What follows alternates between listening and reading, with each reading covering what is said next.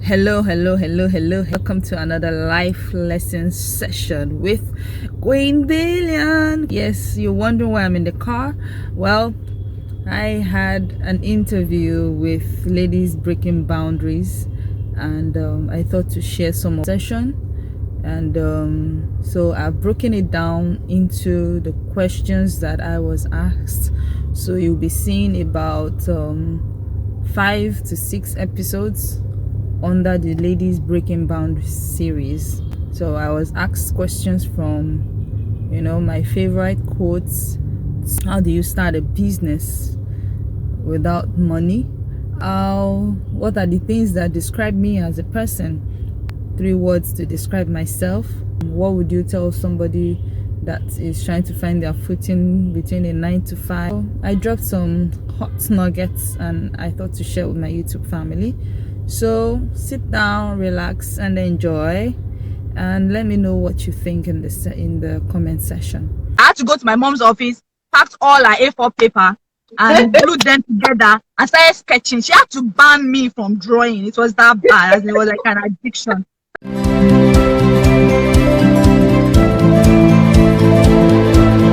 Today I'm going to be having a very vivacious guest on the show. Her name is Abimbola Oliyide. So while we wait for Abimbola to join us, let me read our profile. Abimbola Victoria Oliyide is a born businesswoman.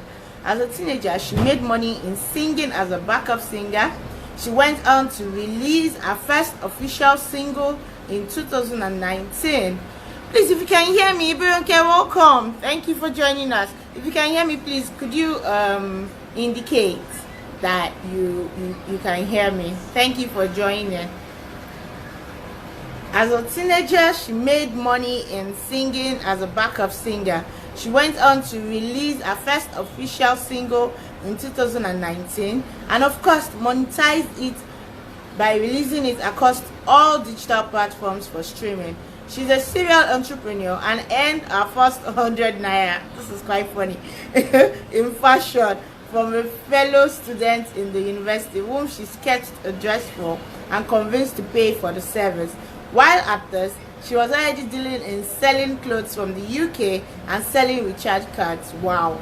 She's a firm believer in having your gifts make room for you and using your talents to make money. Hence, she's a coach to several people whom she has helped to identify their strengths and talents and kickstart their businesses. Today, she has gone on to run and start a couple of businesses in fashion, beauty and skincare and talent management, all burdened for her innate abilities. She is the CEO of Sweet and Savvy Africa, formerly known as Radical Radiance. I like that one, which was founded early in 2010. The company helps you create beautiful memories with unique and specially crafted Afrocentric jackets for you and your loved ones, and also caters to the need of professional men for their day-to-day clothing needs. She has run several multi-level marketing businesses, always with the aim to empower other people to start something of their own. She's an excellent speaker with a passion for leadership and entrepreneurship, facilitating workshops for graduating students, giving insights on how to bridge the gap between school and the life that awaits them outside school, and balancing paid employment with a side hustle. She has had several speaking engagements and she has also made money from it. She graduated top of her class in microbiology and has an MBA in marketing. She is a certified project manager and currently works as a credit officer at one of the top banks in Nigeria, gathering over 8 years of experience. We give it up for Queen Billion. Abimbola Victoria. Wow, that profile is awesome. Welcome, Abimbola. Thank you for joining us today. Yay! Can you hear me? Yes, I can hear you. Can you hear me? Can you hear me? Herself. I can hear you. We're in the building. Oh my God! On the show. Man, you were really special to me. You must really be special to you. Pulled me out of a family party. I had to come and sit in the car to attend this live session. You are always living the life. I really enjoy it. You know, when I was introducing you, I said You you're a only very live once. vivacious. I said you're a very vivacious person, life of person, my kind of person. Yeah.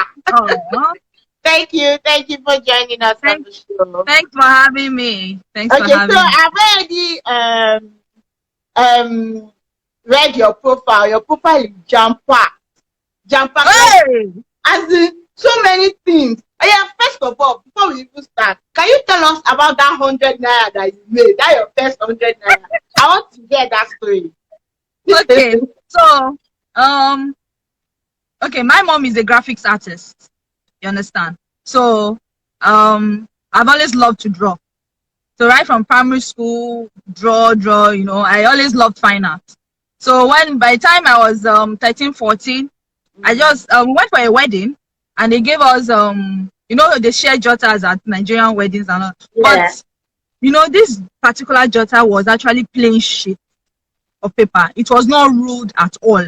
And I just started having this burst of inspiration, and I started sketching. Within a week, I had filled up the entire jotter with dresses. As in, that was when the fashion thing started. As in, I had filled up the entire jotter with sketches. I had to go to my mom's office, packed all her A4 paper, and glued them together and started sketching. She had to ban me from drawing. It was that bad. As in, it was like an addiction. So by the time we got into university, I was a science student, microbiology. So, but everybody knew that, oh, I had a thing for fashion, you know, the way I dress and all of that. And then they've seen a few of my sketches. So one of my fellow students came to meet me and said, oh, she got an Ankara and she doesn't know what to sew with it, that I should sketch something for her. I said, okay, that I will sketch something for her. So I did. And she loved it. And I said that she should pay me for it now. She was not like, now, like, no. And I said, no, that she should appreciate the gift of God in my life. Exactly. And that's the least that she can do. That says she likes it and she's going to make use of it. She should at least let me feel that, oh, my gift is worth something. And then she said, okay, that she has 100. And I said, okay, bring it. So for me, as in, that was the first time I think I was able to monetize my gift. You know, even as a very young person, you know, I think we're probably in 200 level or something like that. But I was like, I want you to appreciate the gift that God has given me. And she gave me 100 naira. And you know, while I was, you know, writing that profile, I remembered, I was like, wow, where did all this monetization even start from? You understand? So that was what happened. And I told her that, look, and even today she's a big businesswoman. She's into hair care products and all of that. I'm sure she probably can't even remember this story. Yeah, but I you understand? But I remember, and I still even remember that dress in my head right now, the way it was, as in when I sketched it for her. So that was the story. So I you know, because I know that people make money from drawing, but you know, because I'm a science student, so she felt like, why should she pay me for something that comes so natural to me? I'm like, no, I just want you to appreciate the gift that God has given me that you cannot even do. So she said, okay, she has 100 naira. And that was how we sealed the deal. And she took the sketch and I took my 100 naira. That's yeah. Bimbo, if you want to describe yourself in 3 words, please let us know how you describe yourself in 3 words, and why are you going to choose those 3 words? Let me know. Wow. Okay, that reminds me of my interview when I was going to join the bank I work with. And they asked me this same question. And I said, I am tenacious. And they said, why? And I'm like, okay, tenacity actually runs in the blood of this company. So, and I feel that we have something in common. Like, for you to be able to stand the test of time and be able to see things through, no matter what happens, that staying power, to be able to say, okay, I have the goal in mind, I have the end in mind. So no matter what comes my way, I'm going to try my best to see it through. No matter what, I'm going to try my best to. So, you know, that's always my own mantra. So that tenacity. Then I also describe myself as being creative. I mean, from everything that you read in my profile, I think that sums it up. That sums up the creative aspect of me. And then enterprising. I'm someone that sees opportunities when people don't even see it. You understand? So if you pitch a business to me, I can actually see the possibility of it, actually, I'm willing to try it. You understand? I'm willing to actually look at it and say, okay, let me try it. Because if you don't try, you never know. So I would describe myself also as enterprising. I'm someone that I love to make things happen. I love to create things. So it still boils down to the creative aspect of me, you know. So I'm tenacious, I'm creative, and I'm enterprising. Would you describe yourself as a risk taker? Okay, I would say I am like a mid-risk taker. You're not I would say Irish. no high risk. I would say I'm a mid-risk taker because I try to think things through, but not overthink them. You understand? And then of course, why I say mid-risk taker is that, you know, everything that I do, I always pray about it. I always say, God, what are you saying about it? And you know, looking back, I believe that God gives me the opportunities to actually try things, to just add to my person, whether I succeed in them or I fail in them. It's a learning point for me, and I've just, so if somebody talks about, I'm like, I've done it, I've been there.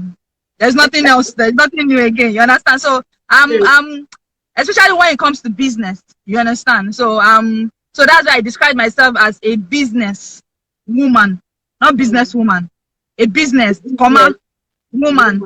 So I'm business walking on two legs, you know, because I'm telling you, I'm business walking on two legs because I'm constantly thinking, how to generate money. How to generate this income? How do you turn this thing to money? The way I'm talking to you now, I'm already thinking, how do I turn this conversation to money? To money. You know, a lot of my friends, they just believe that I should go and ask my mother, like, no, there is an Igbo blood in my system somewhere. How do we generate? How do we secure this bag? We need I'm telling you, everywhere. exactly.